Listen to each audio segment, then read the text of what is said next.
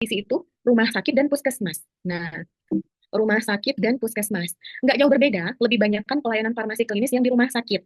Karena di puskesmas ini dicakup juga di pelayanan farmasi klinis di rumah sakit. Bahkan poinnya lebih sedikit ya.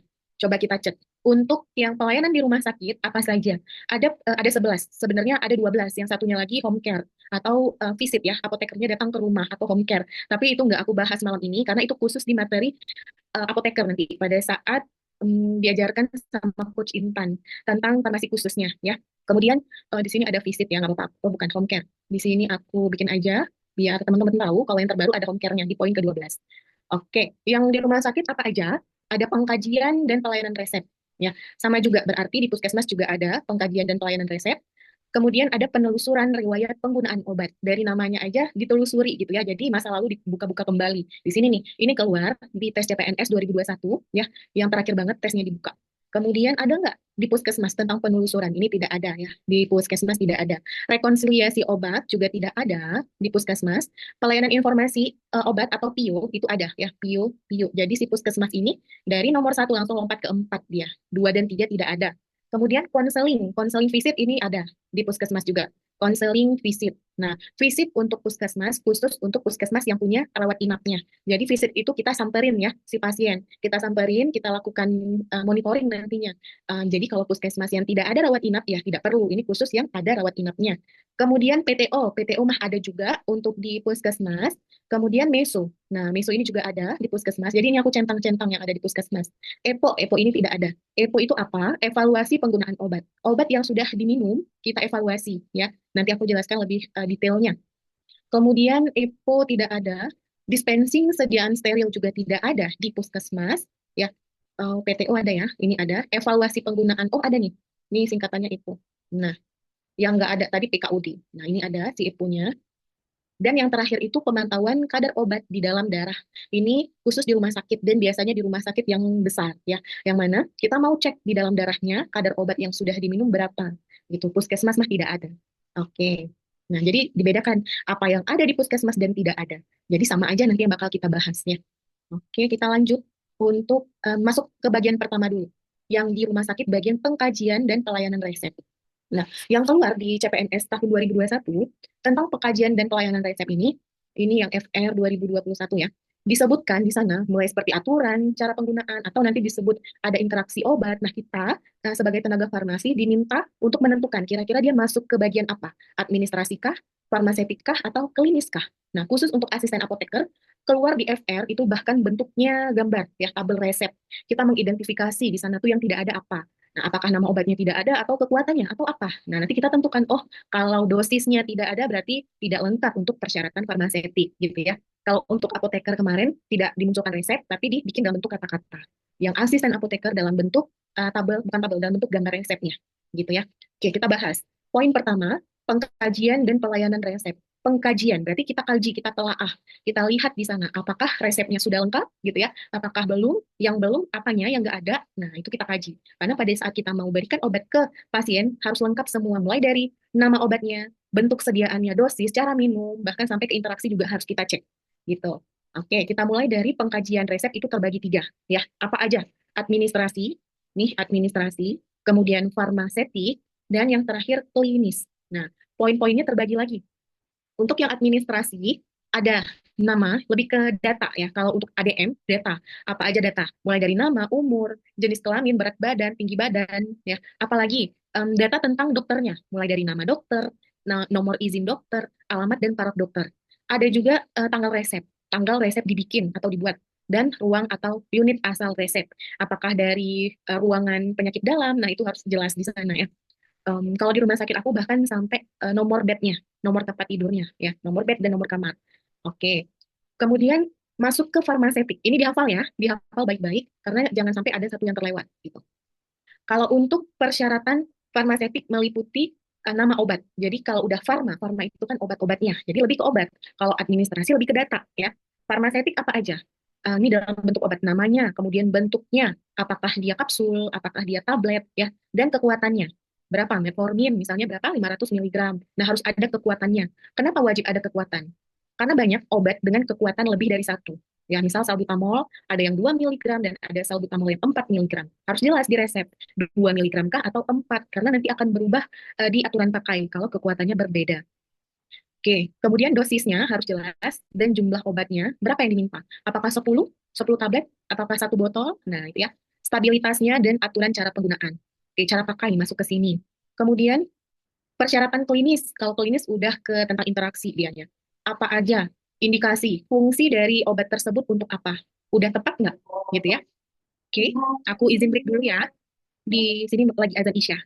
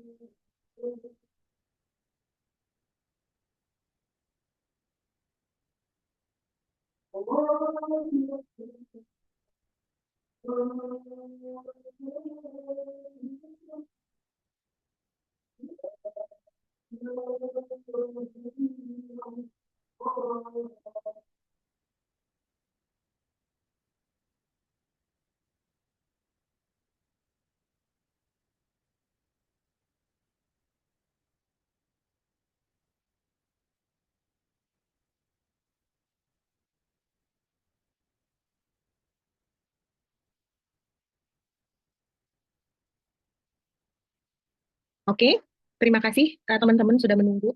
Di sini udah selesai azannya, kita lanjut lagi ya. Kemudian untuk klinis nih, klinis ada indikasi, kemudian dosis dan waktu penggunaan obat.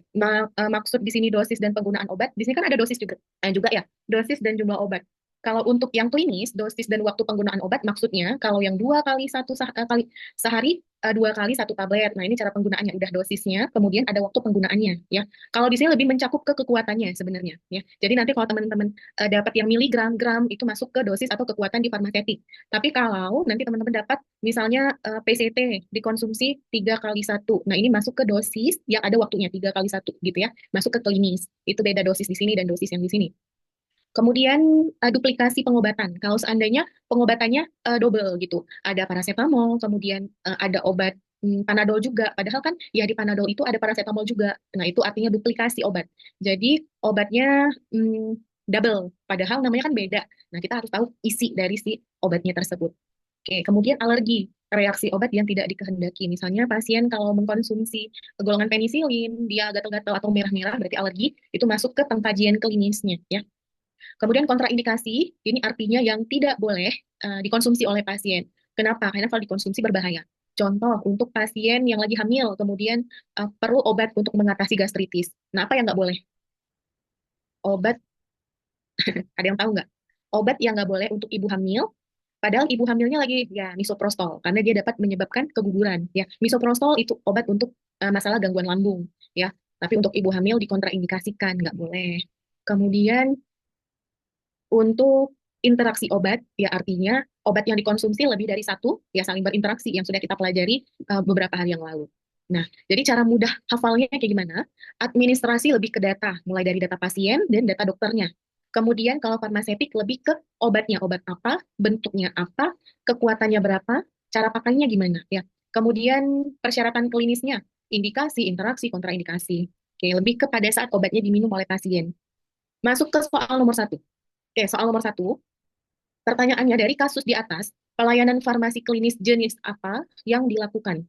Oke, seorang tenaga farmasi di rumah sakit menerima satu lembar resep dari dokter spesialis saraf dan setelah dilakukan pemeriksaan diketahui ada dua obat dengan indikasi dan fungsi yang sama. Artinya apa?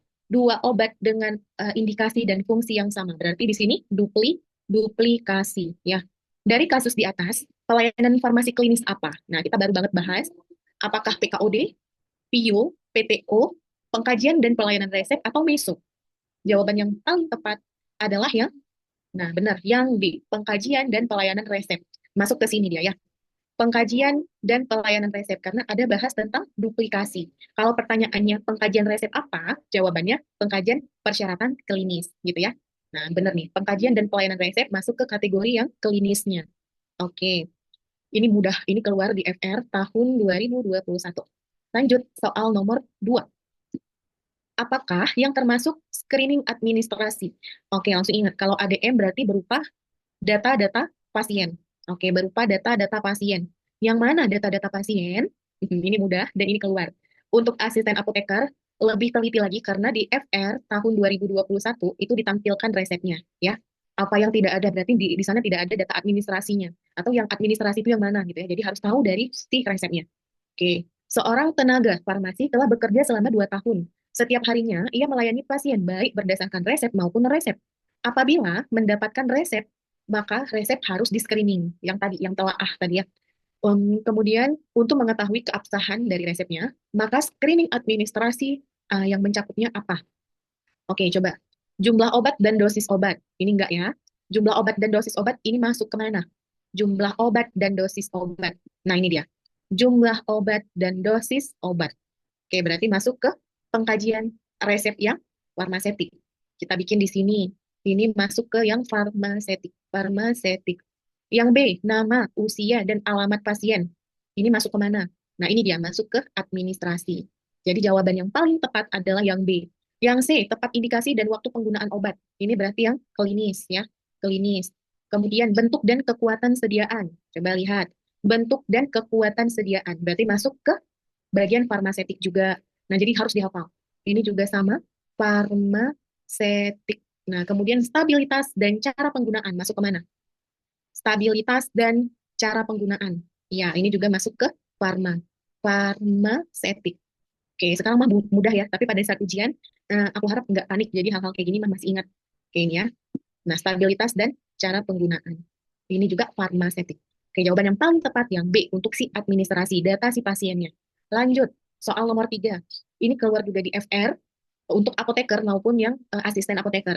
Jadi teman-teman jangan suudzon dulu untuk tes CPNS SKB farmasi tidak sesusah yang kalian bayangkan untuk hitungannya. Apalagi tidak pakai kalkulator, jadi pasti hitungannya hitungan sederhana ya dengan angka-angka yang mudah untuk dihitung. Kalaupun yang koma-koma keluar, aku yakin kalian bisa karena TIU aja kalian pasti tinggi-tinggi nilainya kemarin ya. Nah, ini nih soal hitungan sederhana yang keluar. Pertanyaannya apa? Bagaimana banyak tablet yang diambil? Berapa nih banyak tablet yang diambil? Kita baca sih soalnya. Seorang pria 26 tahun menderita ISPA, infeksi saluran pernafasan atas. Pasien datang dengan membawa resep sebagai berikut. Nah, di resep itu ada obat amoxiclav, kemudian ada obat paracetamol, ada metil, dan ada amroxol. Ada berapa obat di sana? Ada 4 obat ya. 4 obat. Oke. Kemudian diminta dibikin dalam bentuk kapsul, yang mana jumlahnya sebanyak 20. Dengan cara penggunaan 2 kali sehari 1 kapsul sesudah makan. Oke. Obat yang tersedia, metilnya 8 mg dan paracetamolnya 625. Pertanyaannya, berapa tablet yang diambil?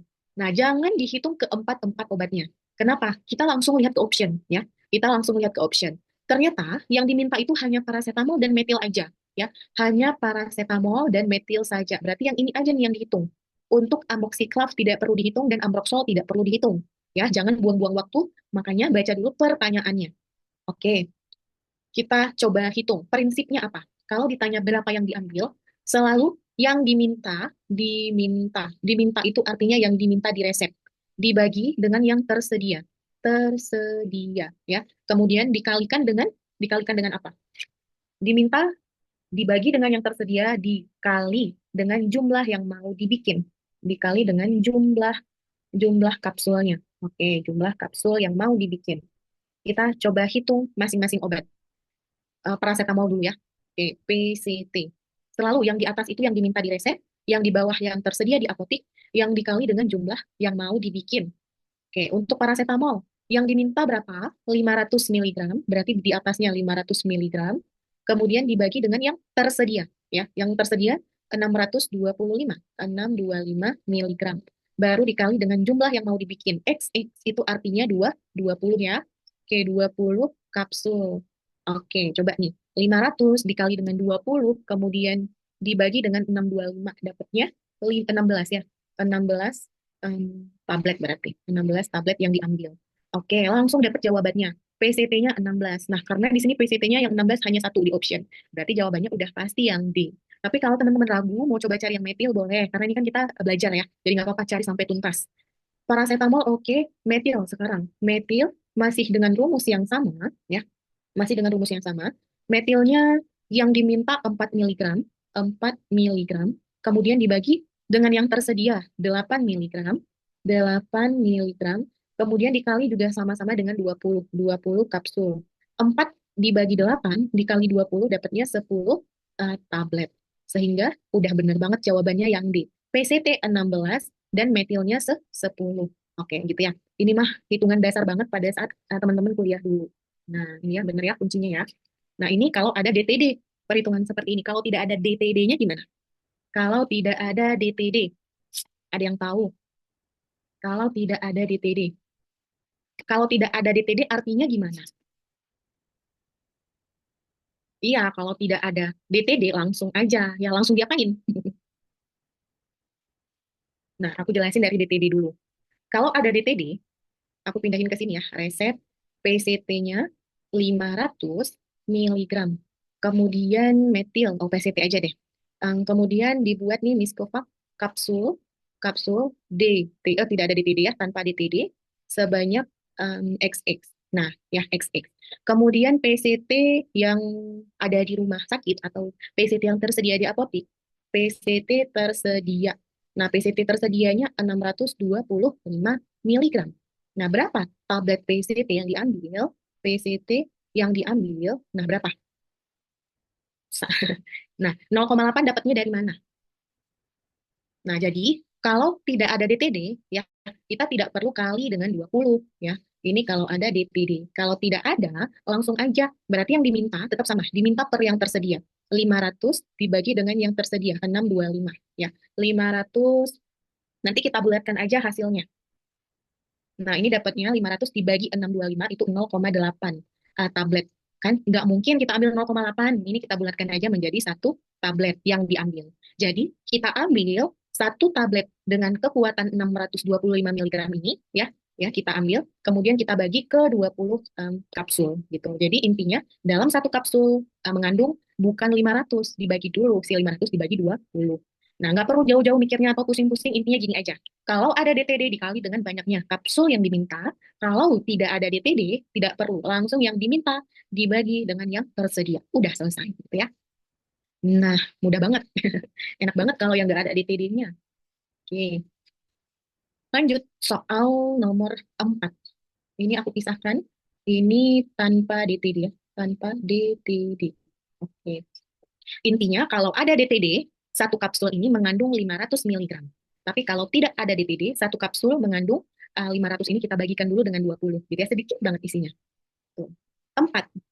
Nah ini keluar juga untuk FR asisten apoteker di tahun 2021 tentang pengenceran, ya pengenceran. Malahan yang keluar itu bukan pengenceran cairan, cairan ada juga, tapi pengenceran sediaan salut juga ada. Nah sama aja prinsipnya kita. Aku jelasin cara cepatnya nanti ya. Kita baca dulu. Berapa banyak vaselin yang dibutuhkan? Garis bawahi vaselin. Vaselin ini basisnya ya, basis dari si krim ini, krim ya. Oke. Seorang pasien berusia 41 tahun datang membawa resep yang berisi hidrokortison 1% sebanyak 5 gram. Oke, kita bikin di sini di resep hidrokortison yang 1% aja sebanyak 5 gram. Sedangkan yang tersedia, nah selalu kita bandingkan dengan yang tersedia. Karena apa yang diminta belum tentu ada gitu ya. Jadi kita gimana supaya ini tetap terjual dengan cara pengenceran gitu ya. Tersedia. Yang tersedia malahan yang 2,5% gitu ya. 2,5%. Nah, hanya ini yang diketahui. Coba logikanya. Ini bisa kepake untuk soal cairan, mau dia krim, salut, apapun ya. Kalau udah pengenceran pakai cara cepat ini. Aku bikin carcep. Carcep itu apa? Cara cepat. Karena teman-teman pasti sukanya cara cepat gitu kan. Oke, ada yang tahu cara cepatnya? Kalau cara lamanya, aku yakin Mas semua pada tahu ya. Diminta 1%. Yang tersedia 2,5. Ini kan yang lebih pekatnya ya, yang lebih pekatnya. Konsentrasi angka besar itu lebih pekat artinya. Supaya kita dapat 1%, ya artinya kita encerkan, ya kita encerkan. Supaya dari 2,5 ini jadi 1% kadarnya. Dengan prinsip pengenceran. Caranya, rumusnya itu konsentrasi yang pertama dikali dengan volumenya atau gramnya, ya sama dengan konsentrasi kedua dikali dengan volume atau gramnya dari V2. Nah, ini rumus pengenceran. Kalau pakai ini mah kalian bakal bingung siapa C1, siapa V1, siapa C2, V2 gitu ya. Pakai langsung cara cepat. Cara cepatnya kecil, kecil bagi besar ya, selalu yang di atas yang kecil dikali dengan gramnya. Oke, gramnya ya. Kalau nanti cairan berarti dikali dengan volumenya. Udah gitu aja. Kecil siapa lebih kecil? 1 atau 2,5? Jelas yang kecil itu 1. Berarti 1 dibagi yang besar. Besar itu yang 2,5. Kemudian kita kalikan dengan gram yang mau dibikin. Gramnya 5. Berarti dikali dengan 5 gram. Udah 1 kali 5, 5. 5 bagi 2,5 dapatnya 2. 2 gram. Apakah jawabannya B? 2 gram. Yakin? Baca pertanyaannya baik-baik. Coba 2 gram kah?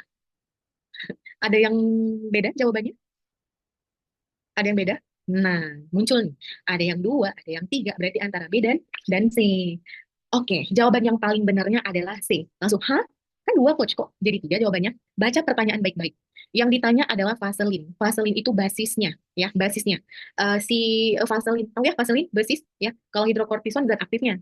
Nah, di krim itu ada namanya basis. Nah, vaselin ini. Si 2 gram di sini adalah si hidrokortisonnya. Hidrokortison yang berapa? Yang 2,5%.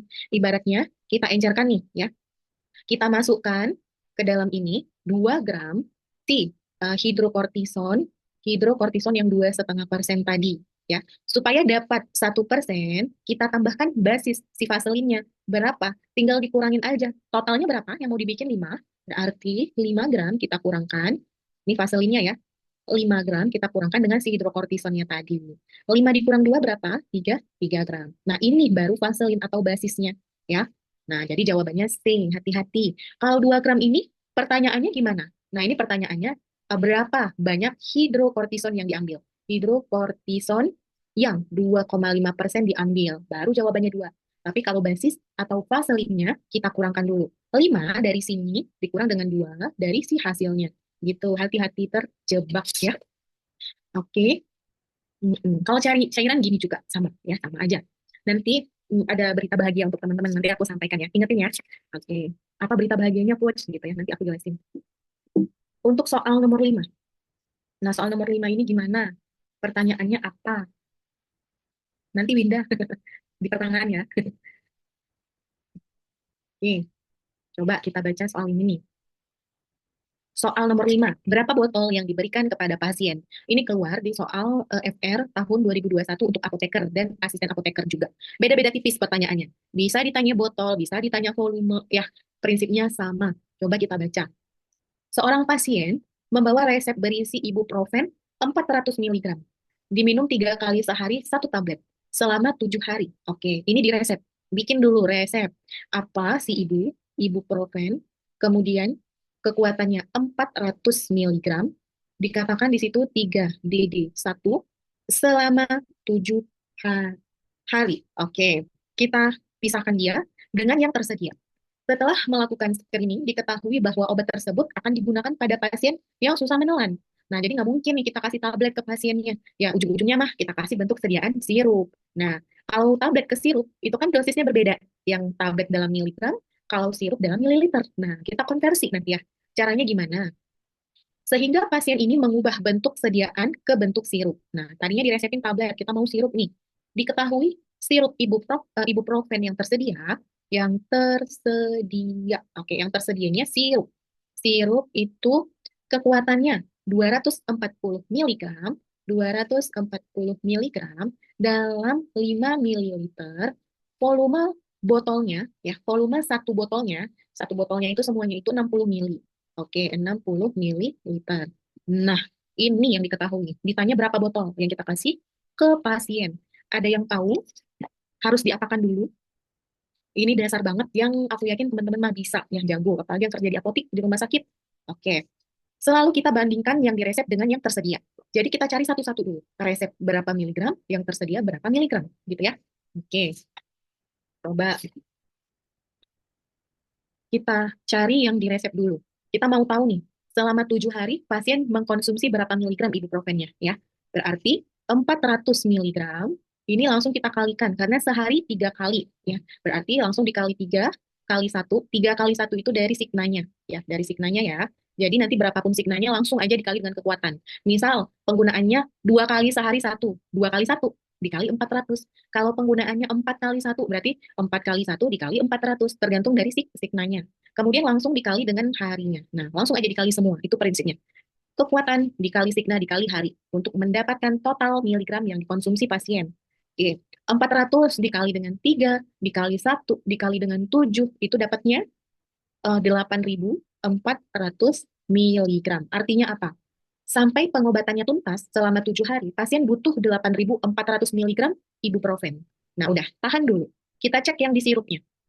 Di sirupnya pasti selalu konsentrasinya kayak gini. 240 miligram per dalam bentuk volume dan total volume dalam satu botol. Teman-teman jangan bingung, ini langsung aja 240 miligram per 5 mili, artinya kita bagi dengan 5 mili. Kemudian si 60 tinggal kita kali dengan 60 mililiter. Nah, sama posisinya. 240 bagi 5 kali 60. Udah pasti kayak gitu ya untuk cari kekuatan dalam satu botolnya. Oke. 240 dibagi 5 60 dapatnya berapa? 240 bagi 5 itu 48. 48 kali 60, 2.880 mili. Ini apa? Dalam satu botol mengandung 2.880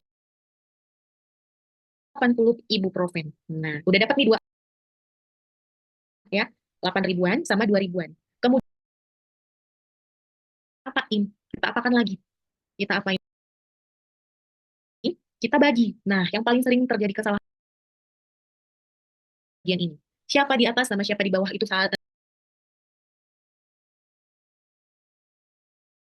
sering ketukar-tukar, ya. 8.000 kah atau 2.000 atas?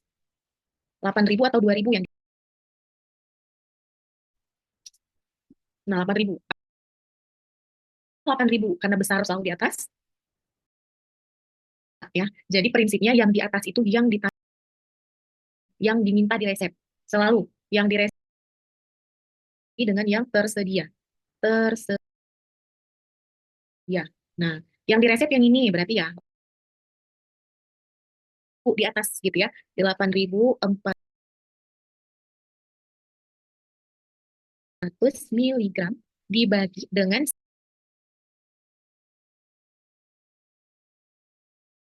tersedia 2.800. 2.880 miligram. Udah, dapatnya berapa ini? Tinggal dibagi aja dapat berapa? Dapatnya iya, 9,90-an. Kita kasih 2,9 botol gitu ya. Jadi kan aja menjadi 3 botol. Yang kita berikan ke pasien adalah 3 botol. Karena botol ini mencakup 8.400 mili dosis yang diminta gitu. Paham ya? Walaupun panjang ya, walaupun panjang, ini nih keluar dan kalau udah paham, nanti teman-teman pasti cepat ngerjain soal kayak gini ya.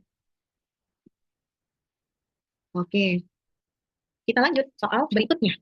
Ini jawabannya A. Sepakat ya, teman-teman dapat juga ya. A. Soal nomor 6. Nah, 6. banyak banget soal tentang pengenceran kayak gini. Tentang berapa larutan yang diambil, berapa ampul yang diambil. Oke, aku kasih cara cepatnya langsung. Oke, sebentar. Nah, untuk soal 6, oke, kita baca soalnya sama-sama ya. Oh, dari sini nih, berapa ampul larutan yang harus diambil untuk kebutuhan per hari. Nah, kalau tadi soal sebelumnya berapa botol, di sini ditanya berapa ampul. Prinsipnya sama, karena sama-sama berapa fisiknya gitu ya, walaupun bentuk sediaannya fisiknya beda, satunya botol, satunya ampul. Oke, tenaga kefarmasian akan menyiapkan obat untuk pasien selulitis, di mana dokter meresepkan gentamisin injeksi. Nah, selalu ada resep dan ada yang tersedia ya. Oke, di resep diminta gentamisin, gentamisin. Gentamisinnya berapa? 240 miligram per hari. Oke, diketahui. Nah, kita bandingkan sama yang diketahui. Sediaan gentamisin yang tersedia satu ampul itu konsentrasinya 80 miligram dalam 2 mililiter. Nah, artinya apa sih ini? Jangan bingung dengan kata-kata satu ampul 80 mili per 2 miligram per 2 mili. Jangan bingung ya. Artinya ampul ini ya ampul ini berisi 2 mili cairan ya 2 mili cairan yang mana 2 mili cairan ini adalah 80 miligram. Nah itu ya 80 miligram satu ampul yang mana cairannya itu 2 mili. Paham ya? Coba pahami kata demi kata. Oke, ini mah udah mudah banget. Yang diminta siapa yang di atas siapa yang di bawah, yang di reseptor yang tersedia. Yang diminta 240 miligram, 240 miligram dibagi dengan yang tersedia. Yang tersedianya fokus ke lihat miligramnya. Berapa itu? 80 miligram. Ya udah, tinggal dibagi aja dengan 80. 240 dibagi dengan 80 dapatnya 3 ampul. Nah, jadi jawabannya langsung yang B. Jadi coach, yang 2 mili ini nggak berpengaruh. Enggak, ya, enggak. Karena langsung disebut satu ampul itu isinya 80. Berarti kalau 240 langsung dibagi dengan 80. Ini sebagai pelengkap cerita aja. Nah, oke, jadi jawabannya paling tepat yang B. Oke, ya. Nanti aku perbanyak lagi soal hitungan kayak gini deh. Oke, kita lanjut soal nomor 7. Nah, ini lumayan kompleks. Ini lumayan kompleks, dibaca soalnya pelan-pelan dengan teliti. Ini keluar di FR. Oke, teman-teman langsung dapat gitu ya. Padahal baru 1 detik aku tampilin soalnya. Jago banget deh. Ngitungnya. Pertanyaannya berapa botol obat dan petunjuk yang harus diberikan kepada pasien ya. Fokus ke pertanyaan. Kemudian cek option. Jadi yang teman-teman butuhkan mencari apa? Kalau 5 ini mah udah sama semua, nggak usah difokuskan ke 5 karena 5 yang itu dari sini ya. Nah, ini nih yang berbeda-beda. Yang berbeda-beda adalah volume sekali minum ya. Volume satu kali minum. Berarti teman-teman fokus cari itu dulu ya. Fokus cari itu dulu. Kemudian baru cari berapa botolnya, satu kah, dua kah, gitu ya. Jadi cari yang pertama, fokus ke berapa mili yang diminum. Kita baca cerita soal. Seorang ibu membawa resep anaknya berusia 4 tahun dengan diagnosa herpes zoster. Pasien tersebut diresepkan asiklovir, oke, diresepkan asiklovir, ini untuk herpes ya, oke, ini diresep, yang diminta ini nih, 5 kali sehari 250 miligram. Oke, selama berapa hari? Selama 4 hari. Oke, tutup. Kemudian pasien mengatakan ingin bentuk yang sirup. Nah, dikasih resepnya mah tablet, dia tapi mintanya yang sirup. Oke, kita bandingin aja, nggak susah kok, tinggal dicari-cari aja. Berapa sirup yang tersedia? Nah, ini dia. Untuk si yang tersedia. Itu sediaan sirupnya 200 miligram per 5 mililiter, kemudian arti per ini bagi ya, dikali botolnya itu sebanyak 100 mili volumenya. Satu botol 100 mili banyaknya. Oke, udah dapat nih resepnya berapa yang diminta, yang tersedianya berapa. Tapi kita fokus ke berapa mili satu kali minumnya ya, berapa mili. Dikatakan di sini sekali minum ya 5 kali sehari 250 miligram. Nah, ini yang jadi pertanyaan kita. 250 miligram ini berapa mili gitu ya?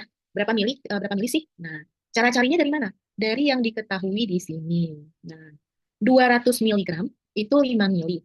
200 miligram itu dalam 5 mililiter. Ada cara cepat ngitungnya.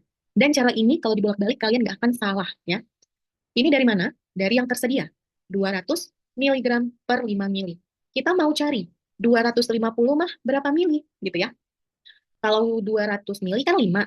Udah pasti nanti lebih dari 5. Kenapa? 200 aja 5 mili. Berarti kalau 250 lebih banyaknya, pasti nanti milinya juga lebih banyak gitu. Bikin sama dengan 200 per 5 sama dengan kita tempatkan posisi 250 di atas atau di bawah. Pernah dapat prinsip ini? Kita letakkan di atas. Kenapa? Kita harus menyamakan satuan. Di sini satuan miligram, berarti di atasnya miligram, udah pasti 250 posisinya di atas. Miligram, miligram. Tapi kalau seandainya ini satuannya mili, di bawah kita posisikan karena sejajar dengan si mili juga. Ya harus sama. Nah, berarti di sini X yang akan ditanya. Yang X, berapa milinya? Nah, tinggal kita kali silang saja. Prinsip TIU yang sudah kita belajar. Kali silangnya gimana? Ini yang mau kita cari. Berarti yang berseberangan kita kali, kemudian yang sendirian di sini kita bagi, ya. Oke, siapa kita kali? 250 miligram dikali nih yang berseberangan, dikali dengan 5, kemudian dibagi dengan si yang sendirian, 200 miligram. Oke, 250 dikali 5 dibagi dengan 200 itu dapatnya 6,25 mililiter. Nah, udah dapat nih satu kata kunci. Ini volume satu kali minum. Oke. Ngapain sih coach tujuan kita cari ini? Supaya kita tahu di sini berapa mili yang diminum. Diketahui dalam miligram harus kita rubah ke mili dengan cara cepat ini, ya. Oke. Ini prinsipnya. Jadi mau dibolak-balik, teman-teman nggak bakal salah. 6,25. Kebetulan mah di sini option C 6,25, option E juga 6,25. Antara C sama E. Nah, balik lagi. Kalau ada dua option yang sama, berarti ya mau nggak mau kita cari nih, satu botol kah atau dua botol. Caranya gimana? Caranya gimana untuk cari botolnya? Cara cari botol. Caranya mudah. Di sini dia mengkonsumsi 5 kali sehari. Artinya 5 kali dia minum sebanyak 6,25 mili sekali minum. Ya, satu kali minum. Kemudian kita kalikan lagi dengan lamanya dia minum. Dia minumnya selama 4 hari. Oke, udah. Sama dengan 5 kali 4, 20. 20 kali 6,25 dapatnya 125. Nah, 125 mili. Artinya apa? Pelan-pelan, resapi baik-baik. Artinya, pasien membutuhkan 125 mili obat sampai dia tuntas pengobatannya. Satu botol berapa isinya? Satu botol 100 mili. Ya, satu botol 100 mili. Langsung kita bagikan. Siapa yang di atas? Yang diminta. Yang diminta 125 dibagi dengan si 100. 100 mili ini yang tadi, yang tersedia. Yang diminta dibagi dengan yang tersedia.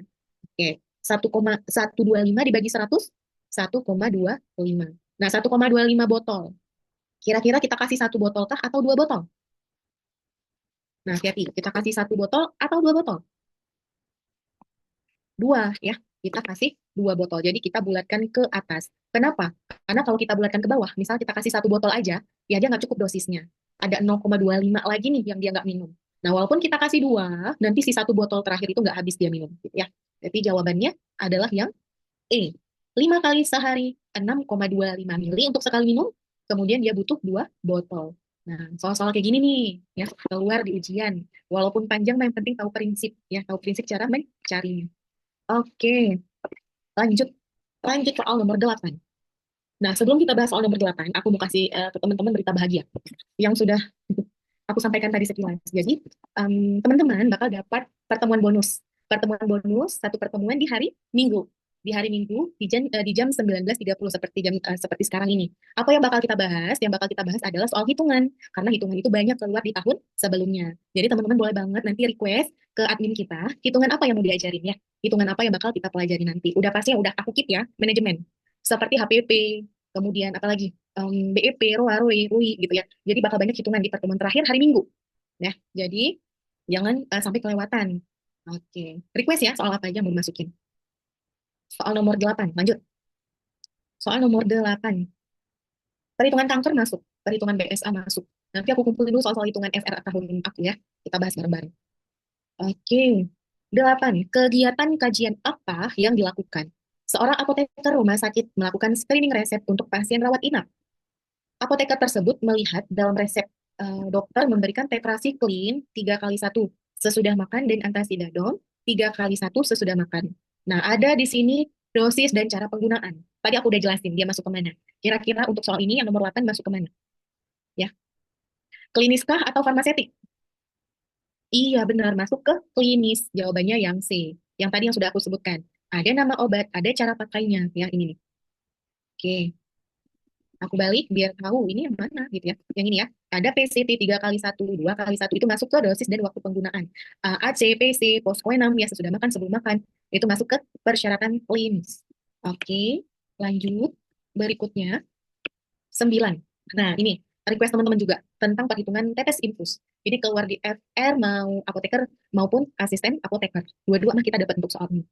Berapa tetes per menit laju infus? Kalau keluar soal ini aku ngucapin alhamdulillah. Kenapa? Karena ini soal yang hitungannya rumusnya udah tetap dan nggak aneh-aneh. Ya, jadi beruntunglah teman-teman kalau dapat soal hitungan ini.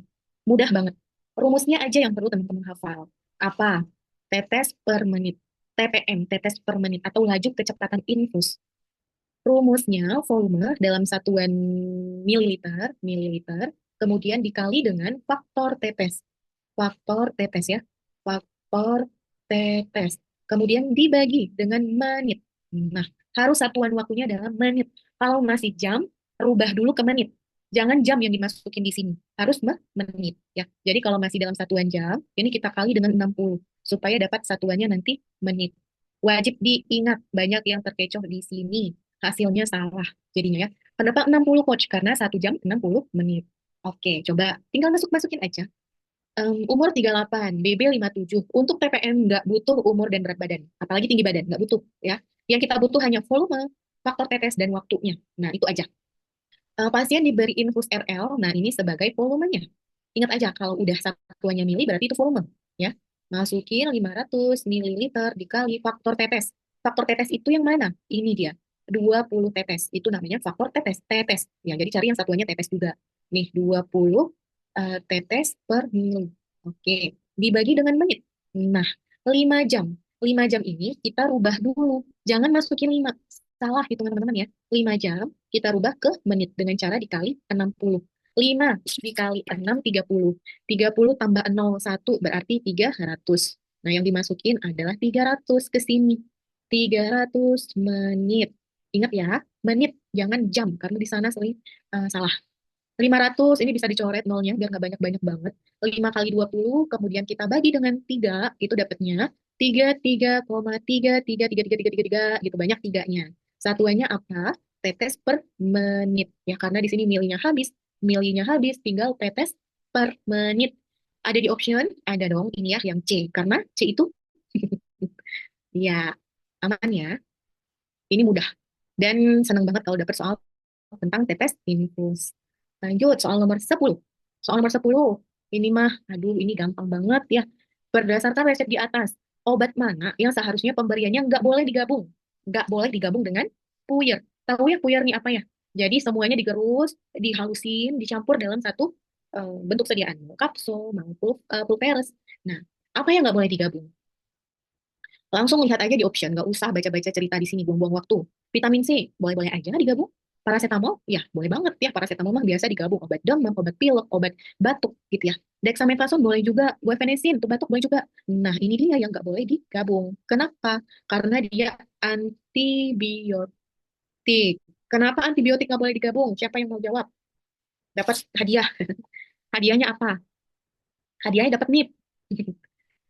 Nah, karena harus dihabiskan. Kan bisa juga nanti digabung dengan puyer lain, dihabiskan aja sekalian. Bisa nggak gitu? Iya benar, karena harus habis. Kenapa harus habis? Kan bisa juga dalam puyer dihabisin. Karena, benar, teman-teman jawabnya benar. Karena dia antibiotik. Antibiotik itu harus dihabiskan. Nah, sedangkan di obat-obat lainnya ini ada paracetamol yang PRN ya. PRN, Prorenata. Arti Prorenata jika diperlukan aja. Nah, jadi pisah nih antara obat paracetamol, Dexa, guaifenesin dengan si antibiotik. Jadi nanti pada saat demam dan batuk pileknya udah sembuh, di stop aja. Tapi antibiotik harus tetap dihabiskan. Makanya nggak boleh digabung gitu ya, harus dipisah. Istri Suga, apa nih pertanyaannya? Coach, perhitungan sifat alir sudut diam granul gitu muncul nggak? Enggak. Ya untuk sudut diam granul itu enggak. Karena pakai teta-teta. Nanti sudut. Nah, yang mana sudut itu nggak bisa kita hitung tanpa kalkulator. Nah, itu nggak keluar. Tapi yang tentang ini, tentang evaluasi granul ya. Yang keluar itu ini, persen kompresibilitas itu keluar, sama sifat alir. TPN keluar. Total parenteral nutrition keluar, dan akan aku masukin di soal bonus nanti di hari Minggu. Ya. Oke, bioavailabilitas masuk juga bahkan farmakokinetik tentang T90, tentang T berapa lagi yang tuh 90 order 0 order 1 itu keluar juga, itu khusus apoteker. Nanti aku pilah-pilah lagi hitungan mana keluar di apoteker dan mana yang keluar di asisten apoteker ya. Oke, ya kejawab untuk soal ini. Lanjut.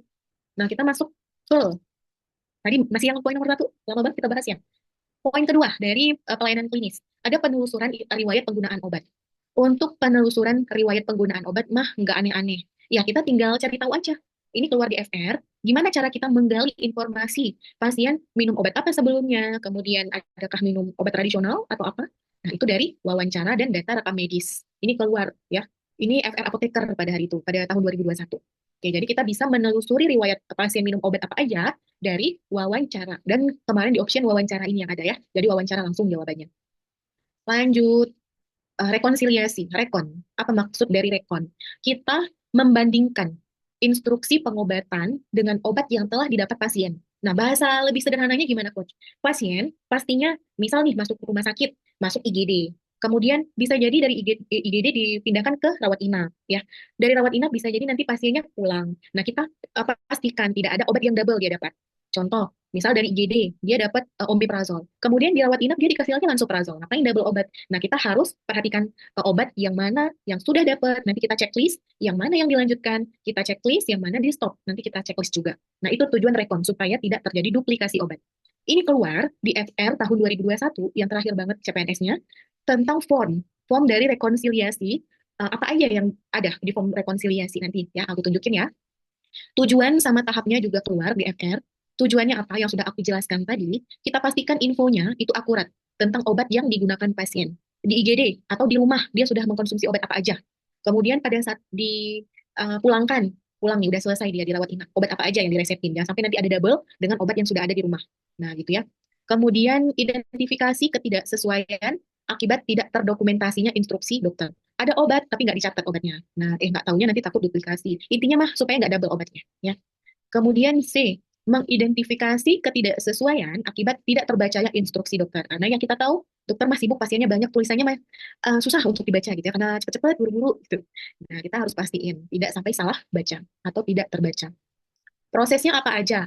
Kumpulin dulu datanya, komparasi. Komparasi ini kita gabungin ya, obat-obatnya apa aja. Kemudian kita lakukan konfirmasi ke dokter kalau kita temukan ada obat yang double, ada obat yang sakit tapi nggak ada obatnya, atau udah sembuh tapi masih ada obatnya, itu tinggal di stop. Nah, itu kita lakukan. Kita konfirmasi ke dokter. Nah, kita komunikasikan ke siapa? Ke dokter. Dan kita komunikasikan juga ke pasien. Gitu. Lanjut, aman. Nah, ini nih, FR 2021. Pertanyaannya, isi form rekonsiliasi itu apa aja? Ini dia ya. Rekonsiliasi itu ada 3 tahap. Bisa rekonsiliasi pada saat admisi. Admisi itu apa? Pasien masuk, ya. Pasien masuk ke rumah sakit. Pasien masuk RS, masuk ke rumah sakit. Pasien bawa obat apa aja, gitu ya. Oke, apa nih rekonnya? Membandingkan antara daftar penggunaan obat sebelum masuk ke rumah sakit dan saat di rumah sakit. Oke, biasanya ini di IGD karena baru masuk. Kemudian form yang kedua, semua ada 3 form ya. Form yang kedua, pada saat transfer, transfer ini kan dikirim gitu ya. Berarti kita biasanya kirim ke rawat inap. Rawat inap. Maksudnya gimana, Coach? Pasien masuk UGD pertama kali. Dari UGD dikirim ke rawat inap. Obatnya harus kita cek lagi. Oke, gitu ya. Oke, bisa jadi juga udah dirawat inap di ruangan penyakit dalam, terus dipindahin ke penyakit kanker. Itu juga harus kita rekon lagi obatnya. Intinya perpindahan di ruang rawat untuk si transfer ini. Yang terakhir, discharge. Ini berarti pasiennya sudah mau dipulangkan. Pasiennya pulang. Pasien pulang. Pastinya pasien pulang ada obat pulang ya. Dan ini yang keluar di FR tahun 2021.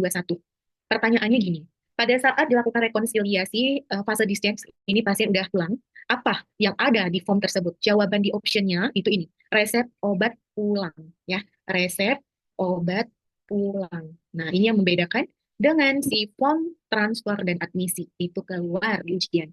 Oke, untuk siapa? Untuk apoteker ya. Untuk farmasi yang asisten apoteker juga keluar, tapi hanya ditanya yang ini. Yang form rekonsiliasi itu apa aja? Pasien pulang, kemudian pasien dirawat inap, satu lagi ini pasien masuk rumah sakit. 3 tempat pasien harus direkonsiliasi. Oke, masuk ke poin keempat, PIU. Nah, PIU ini selalu disandingkan dengan konseling, ya, karena dia sama-sama pemberian informasi, tapi dengan kata kunci yang berbeda. Nah, kalau PIU nanti kata kunci di soalnya itu satu arah, dia ya. Maksud satu arah gimana? bisa berupa brosur, ibaratnya nggak bisa komunikasi antar orang sama orang. Nah, satu arah aja, pemberian hanya informasi aja. Apalagi ya contohnya, brosur ya, itu yang pernah keluar di ujian tentang brosur. Kemudian tujuan dari CPO ini apa? Kita berikan informasi bisa ke pasien, bisa ke tenaga kesehatan lain, kayak ke dokter, perawat, profesi kesehatan lain. Tujuannya apa? Kita berikan informasi mengenai obat, kita sediakan informasi untuk membuat kebijakan, dan kita informasikan penggunaan obat yang rasional. Nah, itu tujuannya. Apa bedanya dengan konseling? Kalau konseling itu kita nasihatin. Artinya kita duduk ada orang di depan kita untuk kita kasih saran dan nasihat. Terkait apa? Terkait obat. Dan ke siapa konseling itu? Jadi ini dua arah. Ada timbal balik saut-sautan ngomongnya gitu ya. Ke pasien atau ke keluarga pasien. Nah, pernah keluar di FR, pasien seperti apa sih yang perlu dilakukan konseling? Pasien yang pastinya lebih parah gitu ya, lebih parah, makanya perlu dinasehatin gitu logikanya. Yang pertama untuk pasien-pasien yang mengkonsumsi obat dengan indeks terapi sempit. Oke, coba spill teman-teman satu syarat dilakukan konseling. Pasien seperti apa? Coba indeks terapi sempit. Oke, coba aku baca ya. Geriatri, polifarmasi, pediatri, khusus, apalagi nih khusus, hati digoksin, alat khusus. Oke, aku rekap. Indeks terapi sempit, contohnya seperti tadi yang teman-teman sebut digoksin. Digoksin ini kenapa sih perlu dipantau? Karena fenitoin juga ya, fenitoin. Karena indeks terapinya sempit. Maksudnya apa, Coach? Indeks terapi sempit.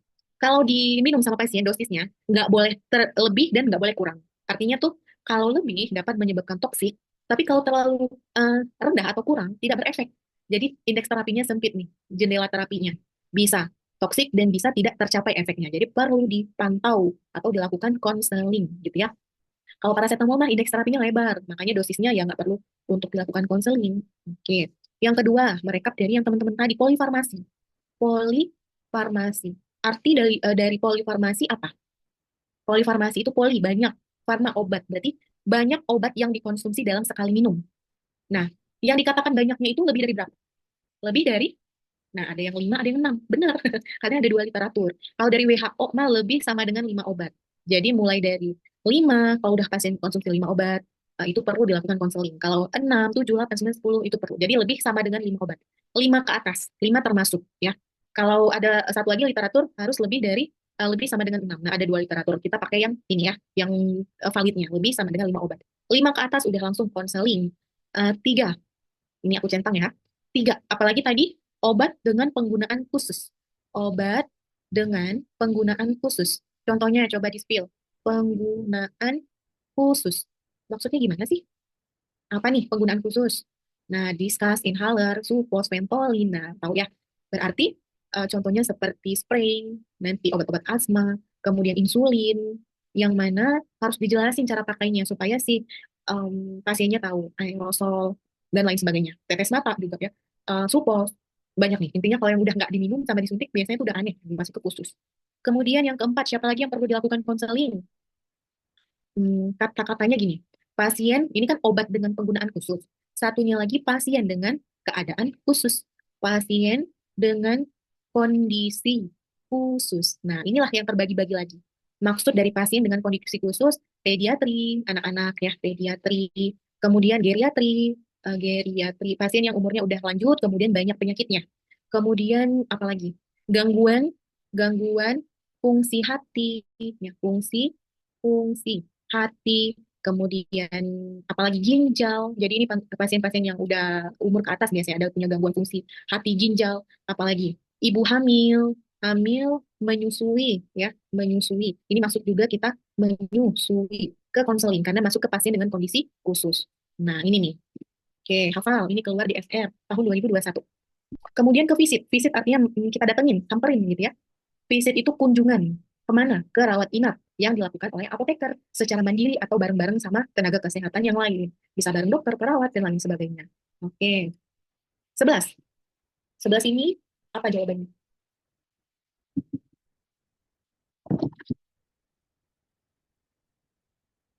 Apa nih? Kegiatan ini termasuk pelayanan farmasi klinik. Nah, klinik yang mana gitu ya? Seorang apoteker di rumah sakit sedang membuat leaflet dan poster.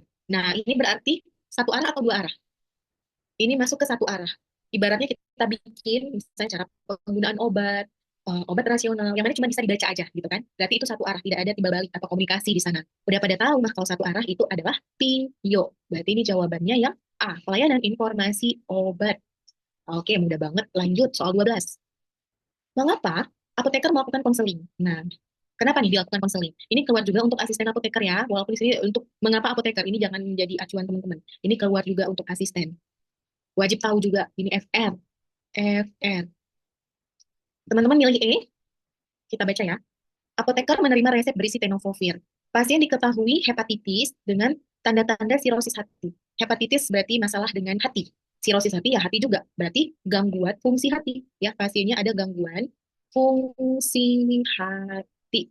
Nah, kalau udah gangguan fungsi hati, yang mana optionnya? Penyakit kronis? Nah, kan gangguan fungsi hati kronis. Apakah yang A? Tahan dulu. B, pasien dengan penggunaan obat khusus, ini enggak ya. Karena yang obat khusus tadi yang inhalasi, kemudian supos, yang kayak gitu.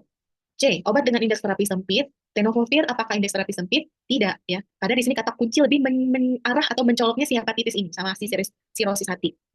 Polifarmasi, enggak, karena dia di sini tidak disebutkan mengkonsumsi lebih atau sama dengan 5 obat. Nah, pasien dengan kondisi khusus. Ya, bisa jadi. Berarti yang A atau E? A atau E? Kan gangguan fungsi hati kronis juga. Gimana dong? Ada dua jawaban di sini. Balik lagi, ya. Kita balik ke sini. Gangguan fungsi hati. Nah, berarti gangguan fungsi hati yang ini ya.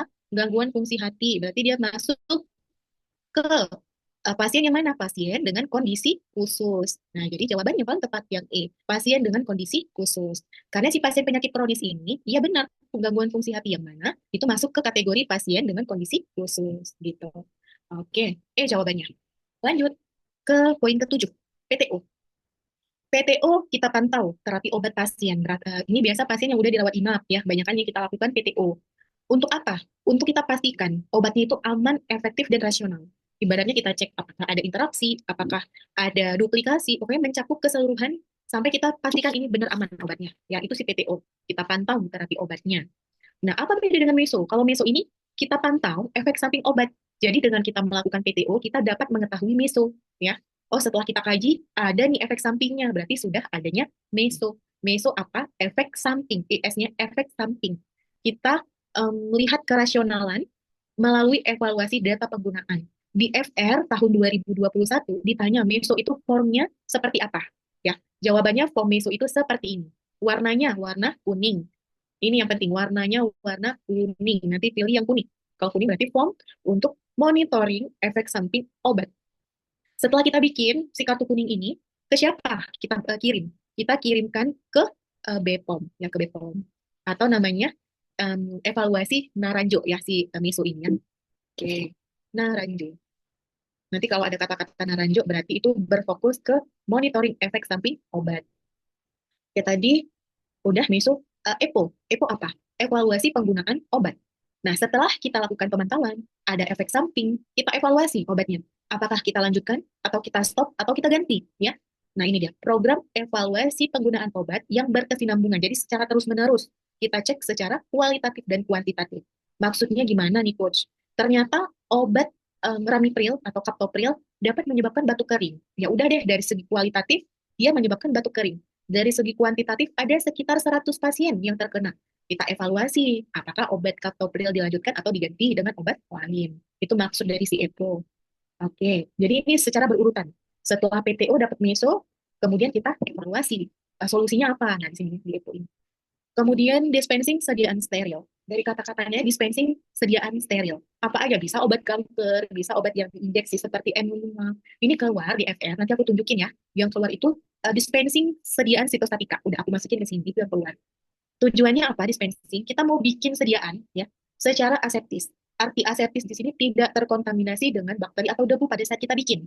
Supaya apa? Supaya yang sampai ke pasien itu steril dan stabil. Nah, dengan catatan petugasnya yang lagi ngeracik, yang lagi bikin itu aman, tidak terpapar zat berbahaya. Nah, ini berkaitan dengan obat-obat kanker. Makanya itu yang keluar di FF. Aku kasih contoh nanti ya, soalnya. Oke, kalau PKOD ini khusus di rumah sakit aja ya. Di puskesmas tidak ada PKOD. Kita pantau kadar obat yang masuk ke indeks terapi sempit.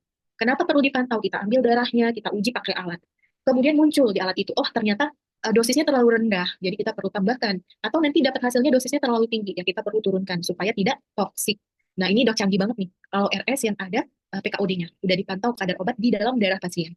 Ya, udah keren banget. Dulu pada saat aku PKPA, aku dapet di Rumah Sakit Hasan Sadikin Bandung, ya. Jadi di sana tuh ada pemantauan kadar terapi obat pasien. Jadi dipantau untuk obat-obat khusus indeks terapi sempit aja. Tapi kalau di rumah sakit yang aku kerja sekarang, kita belum ada tentang si PKOD ini. Gitu. Oke, kita lanjut. Oke, udah rame banget di kolom chat aku belum baca nanti ya. Aku baca kalau ada pertanyaan boleh di-up lagi. Nah, nah ini FR di tahun 2021. FR di tahun 2021 yang keluar, bakal aku bahas ya. Syarat ruangan yang tekanan udara negatif dan positif. Ini keluar, ini mengacu ke pembuatan atau dispensing obat kanker. Makanya aku bahas malam ini. Kalau ini industri yang tekanan udara sama LAFK, ini aku screenshot nih dari FR. Jadi ini mengacu ke sini juga nanti sama. Titrasi ini nggak aku bahas sekarang ya. Kemudian yang titrasi nggak nanti ya. Rekonsiliasi obat apa aja. Ini yang form tadi sudah aku jelaskan. Industri farmasi banyak. Nah, ini untuk apoteker dan asisten apoteker juga. Pas aku ujian mah nggak dapat industri, tapi setelah aku banyak tentang industri untuk apoteker, asisten apalagi bahkan ada di kisi-kisi ya tentang CPOB. Oke, obat kanker ruangnya negatif nggak Kak? Nih, aku jelaskan sesaat lagi ya. Setelah slide berikut ini. Nah, langkah penyiapan sitostatik ini yang keluar di FR apoteker. FR apoteker. Farmasi yang untuk asisten juga harus dipahami. Yang nggak tahu nanti pada saat kalian mungkin keluar juga ini. Oke, nah ini dia. Untuk yang sitostatik positifkah atau negatifkah? Ini jawabannya. Aliran udara di LAF, laminar airflow ya. Nah, ini laminar airflow. Jadi dia seperti lemari, lemarinya kayak gini bentukannya. Dia terbagi dua. Ada yang aliran udara horizontal. Horizontal itu artinya kayak gimana? Horizontal sama vertikal. Apa beda horizontal dan vertikal? Horizontal itu dari sini ke sini, ya ibaratnya dari kanan ke kiri. Ya, itu horizontal, datar. Tapi kalau vertikal, dia tegak lurus dari atas ke bawah. Oke, ya. Ini horizontal. Jadi pahami dulu horizon seperti apa. Kemudian vertikal seperti apa? Vertikal. Nah, ini contoh LAF yang horizontal dan ini contoh yang vertikal. Untuk sediaan apa pakai horizontal dan untuk sediaan apa pakai vertikal? Ini keluar. Tolong dipahami ya. Untuk si apoteker dan untuk asisten apoteker dua-dua keluar. Nah, ini karena apa? Masuk ke bagian klinis dan untuk pengelolaan juga masuk. Aliran udara horizontal artinya aliran udaranya datar kayak gini ya. Kalau vertikal dari atas ke bawah. Aliran udara langsung menuju ke depan. Jadi ibaratnya ini laminar airflow, kemudian di sini petugas yang melakukan peracikan yang mana tangannya masuk ke dalam gitu ngeracik gitu ya. Oke, ini si kotak-kotak ini. Nah, horizontal dia menuju ke depan dari udara menuju ke depan. Terkenalah si petugas, terkena petugasnya. Sehingga petugas ini tidak terlindungi karena kena dari si udaranya. Ya, oke, petugas tidak terlindungi dari partikel ataupun uap yang berasal dari ampul atau vial. Nah, maksudnya apa sih, Coach? Aliran ini digunakan untuk pencampuran obat steril non sitostatika. Jadi obat-obat yang aman. Obat yang aman. Maksud aman, misalnya mau pencampuran N5, ya N5 itu nggak bahaya karena terdiri dari Dex 40, kemudian terdiri dari KCL, intinya obat-obat yang tidak berbahaya kalau terkena petugas. Ya, jadi nggak apa-apa udaranya langsung ke petugas. Nah, ini dia tadi horizontal. Jadi di sini gimana? Untuk yang non tekanannya, tekanan LAF-nya, LAF itu positif. Nah, ini yang penting, positif. Kemudian yang kedua, aliran udara vertikal, artinya dari atas ke bawah, ya. Kita umpamakan di mana? Di sini ya. Di sini ada LAF, kemudian ada petugas yang ngeracik, tangannya masuk ke dalam, ya. Udaranya itu dari atas ke bawah. Artinya apa? Uapnya itu tidak mengenai petugas. Kenapa? Kita lindungi petugasnya. Karena LAF ini ditujukan untuk obat-obat yang tidak aman atau obat kanker. Nah, nih, untuk peracikan sediaan sitostatika, obat kanker, ini kan berbahaya bagi petugas, ya, karena bisa-bisa dia yang kanker karena kena cairannya. Nah, jadi dibikinlah LAF yang tekanan udaranya mengalir dari atas ke bawah. Tidak seperti yang nomor satu ini yang kena petugas. Nah, itu perbedaannya. Kita baca. Aliran udara vertikal, aliran udara langsung mengalir ke bawah dan jauh dari petugas, sehingga memberikan lingkungan kerja yang lebih aman. Untuk penanganan sediaan sitostatika menggunakan LAF vertikal. Kelas 2 dengan syarat tekanan udara di dalam laminar airflow ini lebih negatif daripada tekanan udara. Nah, jadi di sini aku bikin kesimpulan yang keluar di ujian ya. Jadi di FR tahun sebelumnya ini dibuka pertanyaannya tekanan udara ruang steril. Tekanan udara ruang steril. Nah, ini pertanyaannya. Steril, kemudian yang aseptis dispensing. Terbagi dua, ya. kita perhatikan di soal nanti yang ditanya untuk obat non sitostatik, non ini garis bawahi non artinya yang aman ya, non sitostatik, dan yang satunya lagi obat obat kanker, obat sitostatik. Nah, kalau untuk yang non, obat-obat biasa yang nggak apa-apa kalau kena, berarti kita pakai yang horizontal ya. Kita pakai yang LAF LAF horizontal. Nanti pilih di option LAF horizontal. Kemudian tekanan udaranya, tekanan tekanan udaranya positif. Kalau yang ditanya di soal obat sitostatika, obat kanker, pilih di option yang LAF vertikal, vertikal. Kemudian tekanannya negatif. Nah, jadi kalau tekanan di dalam negatif, udara di luar lah yang masuk ke dalam. Kalau LEF-nya positif, udara di dalam lah yang keluar, gitu ya. Nah, pahami positif dan negatif. Wajib hafal. Ini keluar di ujian. Oke, semoga ya pakai robot yang ngeraciknya. Keren Lenovo. Oke, ini nih kunci yang keluar. Jadi pada saat aku ujian kemarin, aku dapat yang obat sitostatik, obat kanker. Jadi aku langsung pilih LAF vertikal, yang udaranya dari atas ke bawah, jadi nggak kena petugas, dan tekanannya itu negatif. Gitu. Oke, lanjut. Soal oh, habis. Nah, ini langkah penyiapan sitostatika. Ini FR 2021 yang ini. Nih, langkah penyiapan sitostatika. Ini bukan aku yang ketik. Ini teman-teman yang dapat FR di hari itu dan ngirim supaya kita bahas bareng-bareng ya. Oke, langkahnya panjang. Panjang banget. Tapi nggak perlu dihafal semua. Cukup cari kata kunci. Ya, kata kuncinya kita bahas. Yang pertama, memeriksa kelengkapan dokumen. Ambil aja kata kuncinya, periksa dokumen. Udah, cukup ya dokumen. Kemudian langkah keduanya. Jadi ini dibikin dalam bentuk langkah-langkah. Jadi kita ambil option yang langkahnya itu nggak salah dan nggak lompat-lompat ya. Oke. Kemudian habis periksa dokumen, lihat ya kondisi obat-obat yang diterima. Ini periksa obat. Oke, nomor dua ini periksa, periksa obat. Nah, kemudian yang ketiga, konfirmasi ulang. Bikin di sini konfirmasi. Konfirmasi. Apa ini konfirmasi? Jika ada yang tidak jelas, ya jangan menerka-nerka atau dosisnya ini nggak kelihatan jelas, 50 atau 56 gitu ya, itu kita harus konfirmasi ulang. Jadi step ini bisa di skip kalau memang semuanya jelas gitu ya, tapi kita anggap harus berurut. Oke, kita anggap aja dia ada masalah. Oke, 4. Setelah dikonfirmasi, hitung dosis.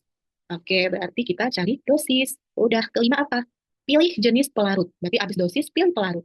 Dan ngambil aja kata kuncinya ya, jangan dihafal. Membuat label obat berdasarkan nama pasien, nomor rekam medis. Aduh, pusing, beneran pusing deh kalian nanti pada saat menguasai semua materi yang banyak banget.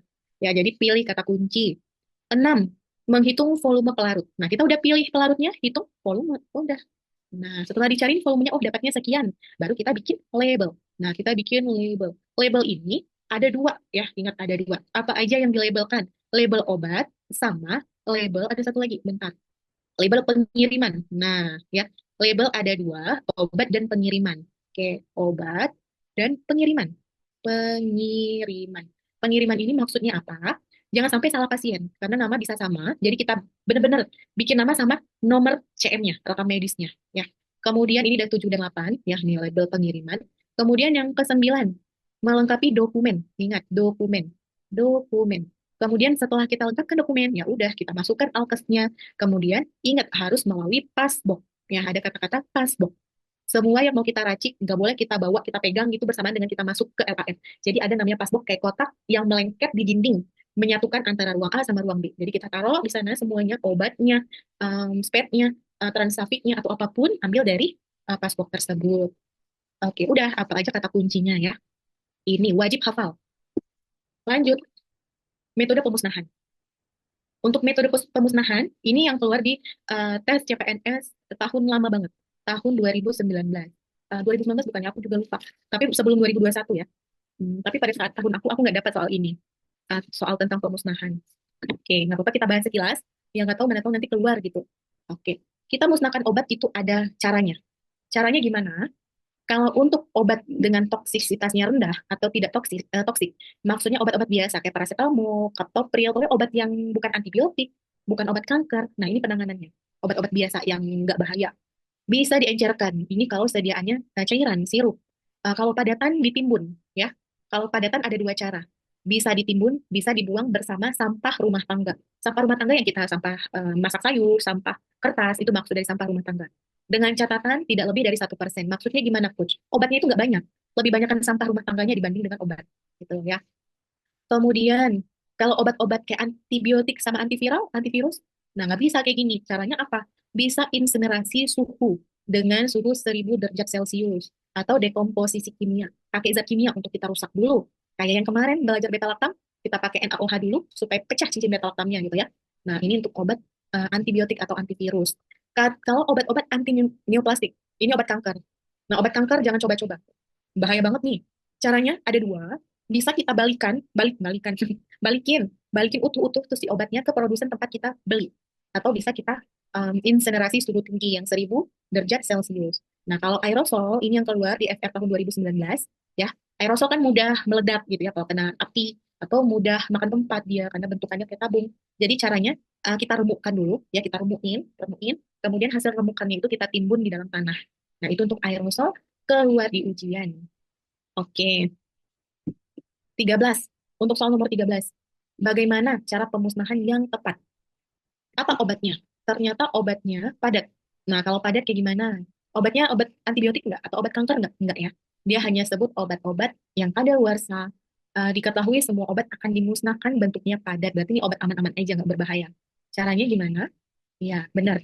Ditimbun di halaman. Nah, gitu. Kalau dibuang ke saluran air, kalau obatnya cairan, gitu ya. Dibuang ke taman ya jangan. Ngapain sayang tamannya banyak bunga, dibuangin obat.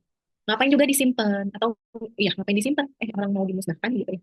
Ya, jadi A yang paling tepat. Nah, ini pertanyaannya. Di FR tahun 2021, jumlah kebutuhan apoteker di rumah sakit dan puskesmas. Nah, ini materi khusus apoteker ya. Nah, khusus apoteker. Oke, nggak apa-apa. Untuk asisten apoteker didengar. Nanti insya Allah teman-teman bakal jadi apoteker juga. Gitu ya. Jadi tahu nih, di tempat kerjanya teman-teman harusnya apoteker berapa.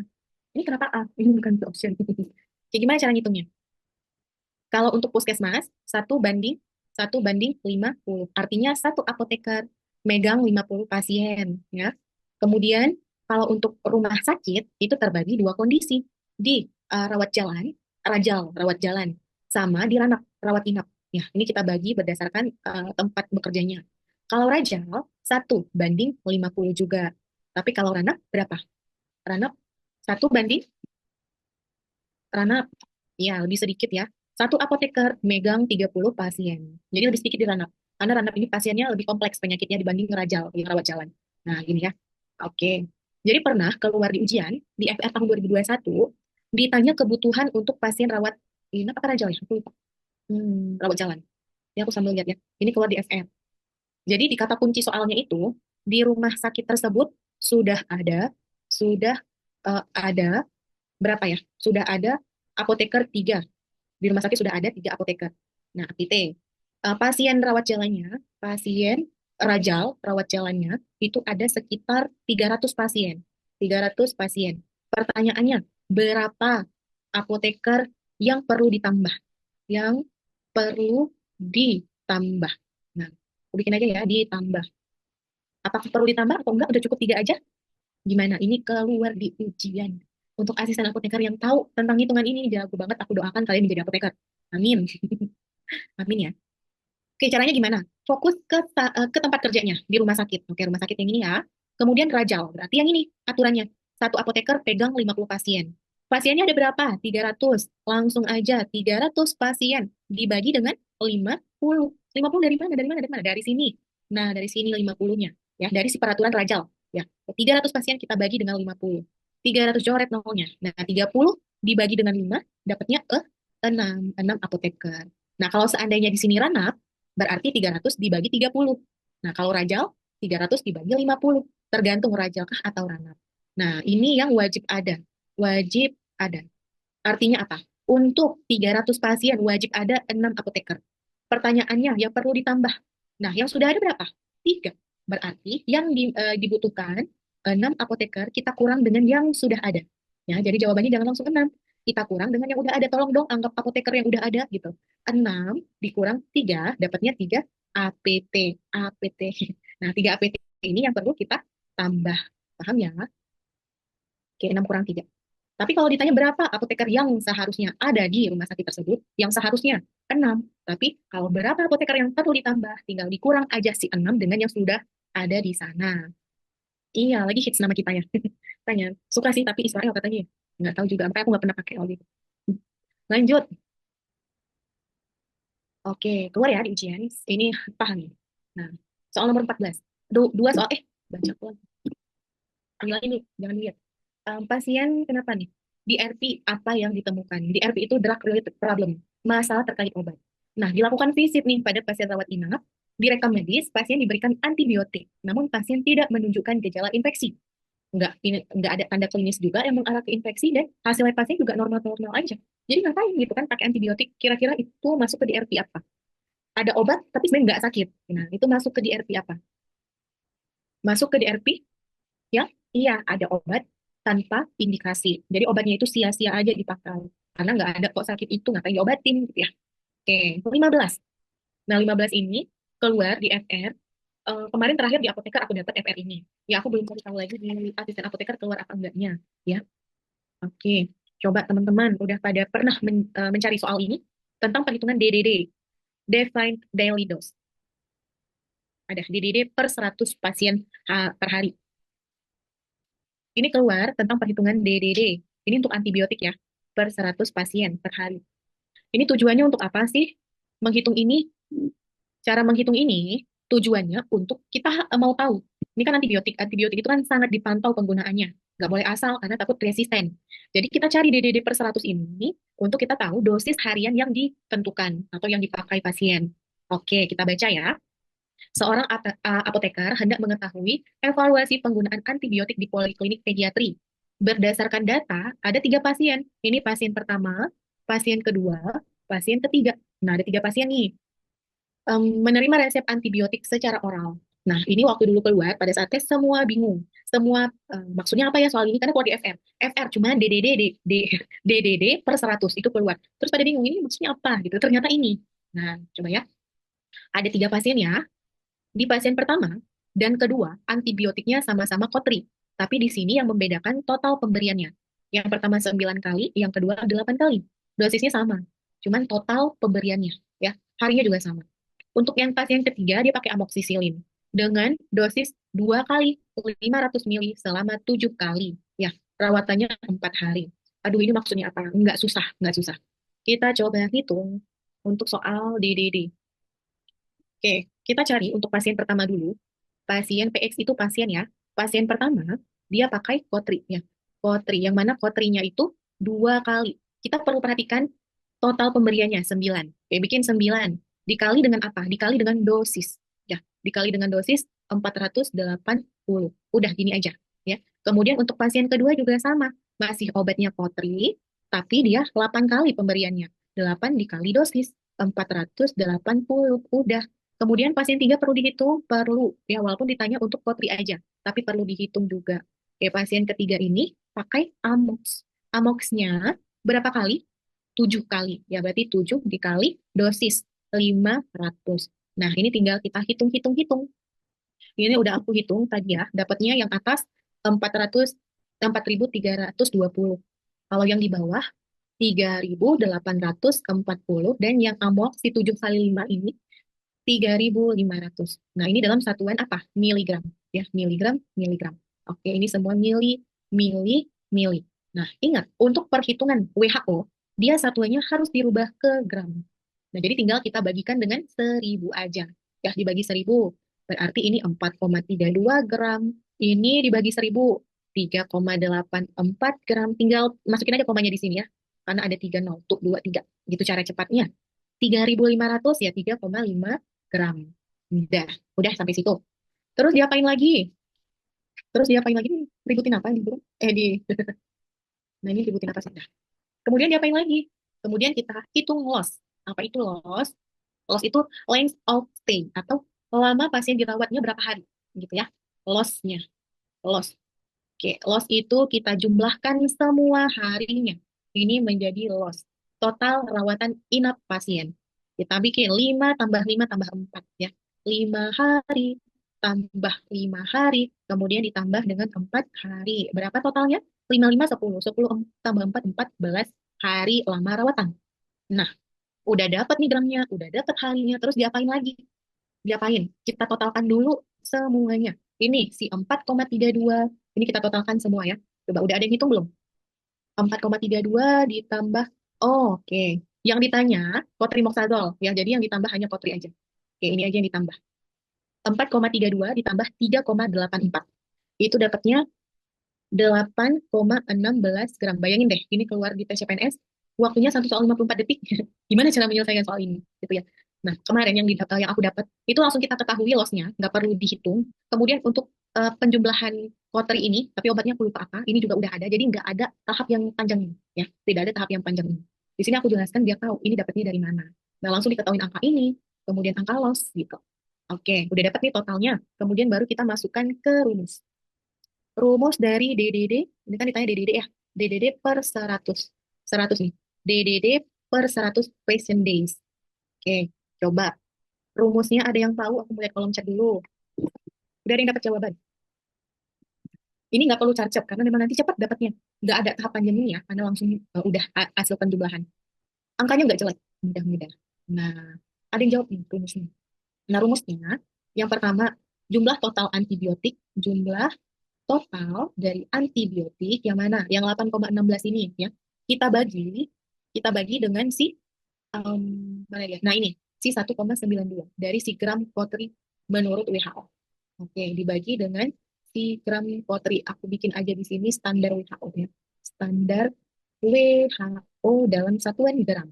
Oke. Kemudian kita kalikan dengan 100, 100 ini udah ketetapan, ada di sini 100, 100 pasien, dibagi dengan si loss-nya. Nah, udah itu aja. Jadi, untuk tes CPNS yang jumlah total antibiotik ini udah langsung diketahui, standarnya udah diketahui, 100 udah ketetapan, loss-nya juga udah. Jadi cepat banget nanti ngitungnya, yang nggak ada tahap panjang ini. Tinggal dimasuk-masukin jumlah total antibiotik yang mana? Yang ini. Nah, ya. 8,16 gram dibagi dengan standar WHO 1,92, 1,92. Kemudian dikali dengan ketetapannya 100 dibagi dengan 14 sebagai loss-nya. Udah. Cari-cari hitung-hitung, dapat nih. 8,16 dibagi 1,92 itu dapatnya 4,25. Kita kali dengan 100 dibagi 14, hasilnya 3, belum, belum. 30, sekian, sekian, sekian. Ya. Ada nggak jawabannya? Ada dong. Yakin. Jawabannya itu 30,35. Jadi nggak perlu teman-teman hitung sampai habis kalau seandainya 30-nya aja cuma sendirian. Gitu ya. Oke. Iya, ini soal untuk apoteker. Ya, tapi nggak menutup kemungkinan asisten apoteker juga keluar karena dia masuk ke dalam si pelayanan klinis. Oke. Iya, loss-nya 14. Oke. 30 sekian ya. Udah habis untuk materi malam ini. Sebelum kita tutup, ada yang mau ditanya? Oh iya, nanti untuk pertemuan terakhir, di perhitungan bonus hitungan, itu kita bakal ada quiz Kahoot ya. Nah, bakal ada quiz Kahoot. Jadi nanti teman-teman bisa ikut Kahoot-nya. Oke, untuk pertemuan malam ini, ada yang mau ditanya? Kak, mana tadi udah keluar lagi ya? Untuk EPO dan PTU itu, kalau di RS formnya yang CPPT, Kak. Iya, untuk EPO sama PTU itu yang di CPPT. Ya, CPP,